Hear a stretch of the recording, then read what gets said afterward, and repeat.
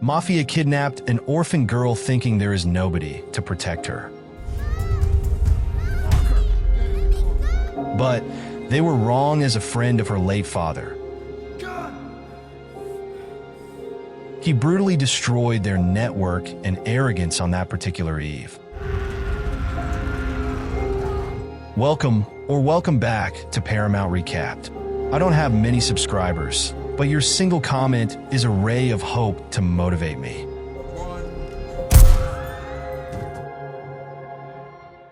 The movie kicks off in Hamburg, Germany, right at the German National Opera. The orchestra is gearing up for practice, totally unaware that a bunch of armed thugs are closing in on them. As the conductor arrives and things start rolling, the gangsters show up and fire shots in the air, causing chaos. Meanwhile, rescue teams led by a guy named John are on the scene, prepping for action. The gangsters take the spotlight, live streaming their demands. They want $300 million or else. John warns his team to hold fire until he gives the signal. But things get messy when the gang leader grabs a woman and shoots her, which pushes Matteo, one of John's guys, to ignore orders and start shooting. With no other choice, John tells the squad to engage, and it's a full-blown gunfight. John's team proves they're pros, taking down most of the gangsters in a wild exchange of bullets. After the dust settles, John chews out Matteo for not following instructions. Just when things seem to calm down, one gangster, posing as a hostage, tries to make a move, but Matteo takes him out. Unfortunately, John isn't as lucky. He gets fatally shot. Fast forward 5 years,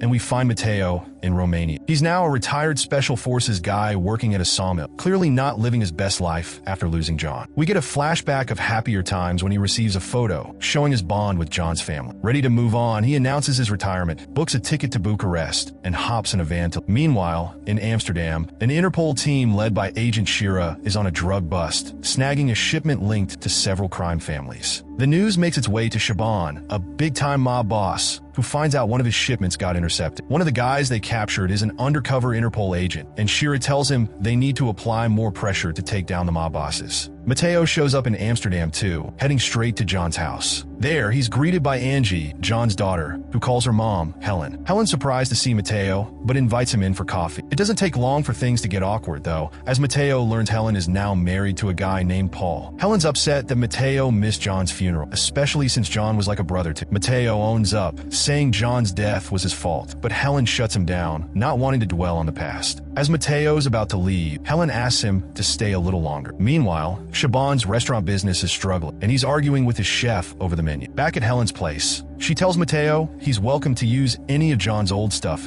Shaban and his crew, meanwhile, realize there's a rat in their ranks. Later, Paul comes home and finds Matteo there. Helen explains that Matteo was a close friend of John's and will be sticking around for a bit. After dinner, Matteo sits outside, reminiscing about his time with John in Afghanistan. They'd shared stories about their families, and John had told him Helen was pregnant. Before bed, Angie tells her mom she likes Matteo, and Paul has a private chat with her, where Matteo says there's always something worth fighting. Helen reassures Paul there's nothing to worry about. Matteo's been through a lot with John. The next morning, Matteo goes out for a jog, and on his way back, bumps into Helen and Angie heading off to school. Helen asks him to hang out with their dog while she's at work. At the same time, Paul gets a visit from Shaban, who's fuming about 15 million euros missing from his account. Paul tries to explain there's a hiccup in the cryptocurrency market, promising it'll be sorted out soon. Shaban isn't having it though, and gives him one day to fix it, all while flashing a photo of his family as a reminder of what's at stake. While all this is going down, an undercover Interpol agent is keeping tabs on Shaban and his crew, but it turns out they're also keeping an eye on him. Feeling the weight of his boring life, Matteo tries to distract himself with some woodworking until Helen invites him out for a fun day with her and Angie. It's a good time, especially for Angie, but Paul returns home, stressed and shaken. When Helen asks what's wrong, he dodges the question, only saying he's got some financial stuff to sort out, hiding the real issue with Shaban. As Matteo keeps up his daily exercises, a group of tourists gets a shock while exploring. They stumble upon a dead body hanging from a bridge, clearly the work of Shaban's men. So after figuring out who the mole is, Shira and her partner show up, while Matteo's still at home working on his carpentry project. On the news, there's a report about a dip in cryptocurrency, and Paul gets a call from Shaban. Shaban's not happy. He wants his money, and he's not playing around. Paul reassures him that he'll sort it out, but Shaban's already sent his guys to deal with things. Shira and her partner start putting the pieces together, realizing the gang is sending them a clear message. Meanwhile, Angie's hanging out with Mateo, playfully asking about his scars, and they share a heartfelt moment that Helen notices. Paul, busy with his own problems, calls Helen to say he won't make it home because he's got business to take care of. While they're out grabbing pizza, Angie gifts Mateo a drawing she made, and Helen asks him to stay a bit longer for Angie's sake. Then, out of nowhere, a bunch of gangsters show up. Angie tries to help when she sees them going after Mateo, but things go south fast. Mateo manages to protect her, but she gets kidnapped, and Mateo gets knocked down. Not one to give up easily, Mateo jumps on a bike and chases after the car. Helen panics and tells Paul about Angie's kidnapping. Desperate, Paul calls Shaban to beg for her release,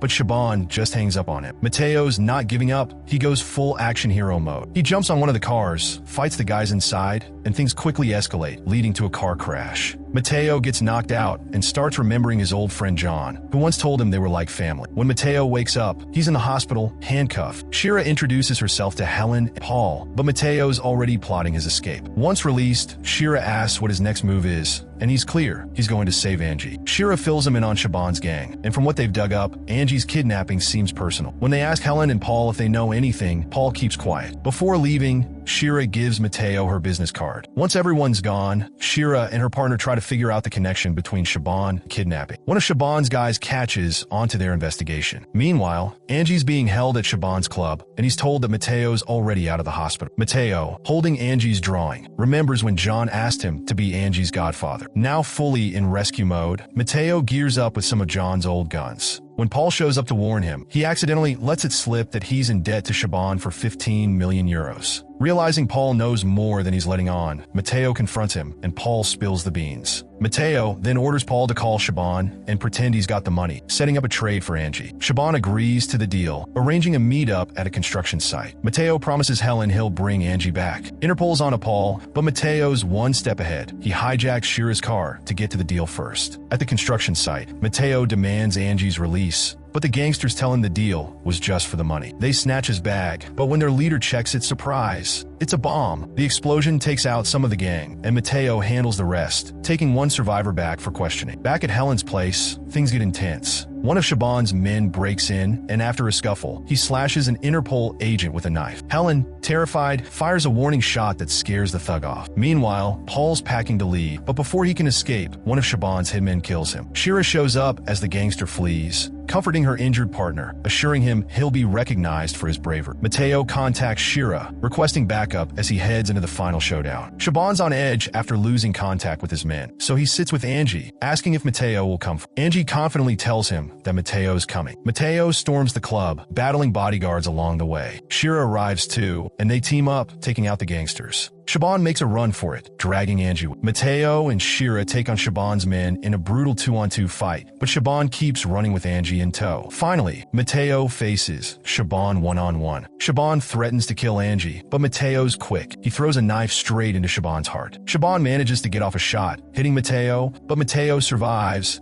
and Angie rushes to his side. 6 months later, Angie and Helen wonder if Mateo will ever come back, while Mateo, true to his lone wolf style, sails off on a boat. Meanwhile, Shira's partner is awarded a medal for his bravery.